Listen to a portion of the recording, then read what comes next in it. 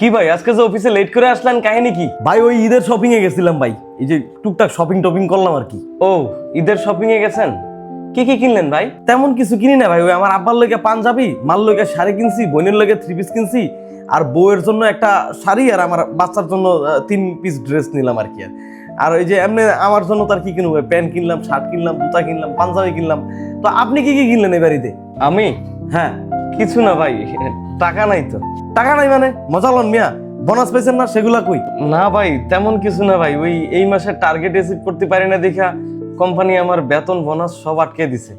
এই জন্য চিন্তা করছি এইবার ঈদে বাড়িতে যাবো না ভাই। কি বলেন ভাই, আপনার বেতন বোনাস আটকে দিছে?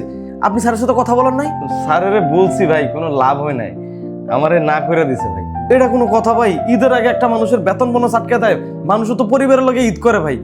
তো ভাই এইবার ঈদে আপনি কি করবেন, কি সিদ্ধান্ত নিছেন? কি আর করবো ভাই, ঢাকায় থাকবো, বাড়ি যাবো না। বউরে ফোন দিয়ে বলছি যে অফিসে অনেক কামের চাপ আছে, কোম্পানির সমস্যা আছে, তো তাই কারো বেতন বোনাস হয় না এইবার ঈদে। এবার ঈদে সেরা কাপড় পরে ঈদটা করো, এটা বলে দিছি। এইবার ঈদে যে সকল কোম্পানি ঈদের আগে এমপ্লয়ীদের বেতন বোনাস আটকে দেন তাদের কাছে আমার একটা অনুরোধ থাকবে, প্লিজ এটা করবেন না। কারণ মুসলমানদের সবচেয়ে বড় খুশির দিন হচ্ছে ঈদের দিন। ভাই একটা কথা বলি। বলেন ভাই। ভাই এনে 20,000 টাকা আছে, নেন। ঈদের পর বেতন বোনাস পাইলে আপনি আমারে দিয়ে দিয়েন। তবুও ঈদের আনন্দটা থেকে ভাই নিজের এবং নিজের পরিবারের বঞ্চিত করেন না ভাই।